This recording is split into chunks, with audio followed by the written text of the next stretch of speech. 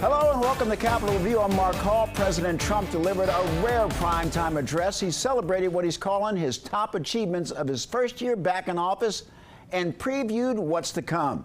The president delivered a message focused on the economy, starting by blaming former President Joe Biden for leaving him a bad one. The president celebrated other victories at the border and with crime. Bringing those high prices down and bringing them down very fast. The rare Thursday night primetime address comes as an AP poll shows 68% of respondents believe that the economy is poor, and 87% say that they've noticed higher grocery prices over the past few months. All right, let's bring in our experts. Jeffrey Lord is a Republican political strategist and former White House aide to President Ronald Reagan, and Dr. Omekongo Dibinga, a political science professor at American University and founder of Upstander International. Gentlemen, welcome to Capitol Review. Good to be here, and there's no snow. Hey, Jeffrey, let's start with you. The president's approval rating is down, including his handling of the economy. Your reaction to his remarks the other day? Well, you know, he addressed the economy. You know, frankly, this is what presidents do, and particularly when you get to the stage where you're about to enter into all the craziness of a midterm election, which he is. The economy is always issue number one. I don't care who the president is. So there was really nothing surprising to me about it. He went about talking about the economy, what he felt was good about it.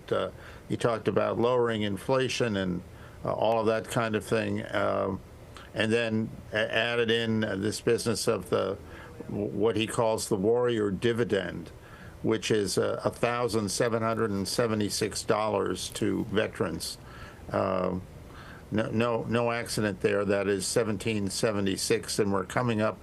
You know, this is going to be very interesting because we are coming up on the 250th anniversary of the United States, and so there's going to be a lot of references to that one way or another.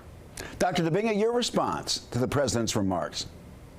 Well, I would agree with Jeffrey that there was not much to be expected, because I expected it to be full of lies, and that's what we got from him. The fact of the matter is, when we talk about the military program, he's talking about money that's already been allocated from a military program for housing allowances, and so there was nothing new there. When he talks about, you know, we're going to do things like reduce pharmaceutical prices by 300, 400%, that means that these pharmacies are going to be paying us when we go and get our medicine. And so from that to inflation, to some of his other lies that were there about what he's doing for this economy, saying that inflation has never been this high. I mean, those types of issues, this was his greatest hits, and he was just yelling at the audience for the entire, 19 minutes of it, and I felt that it was very problematic. Americans need more from their leader right now, especially a leader who is actually actively tanking the economy while building his ballroom. Dr. Dibinga, let's stay with you. The president attacked former President Joe Biden. The president's critics say he did that to deflect from the fact that he's not kept many of his campaign promises. Your reaction? President Trump can't function unless he has somebody to target. This is in his corporate space, this is in his personal life, this is in his politics. And so Biden is the trigger word. I believe he brought up Biden maybe 6 to 8 times. In some of his other speeches, he cannot talk without mentioning Biden or Obama. It's fine to do that if you want when you're running against somebody, but once you're in office and you're in there for over 6 months, you can't have conversations about this is Biden's economy, Biden did this, not to mention the fact that much of what he said about Biden's economy were actually lies. Inflation is at the same rate right now as when Biden left. Biden actually had a program to bring in work. He had other types of programs, and he had a sense of compassion for the American people, which Trump has never had. Jeffrey, the president attacking former President Biden, was that the right move?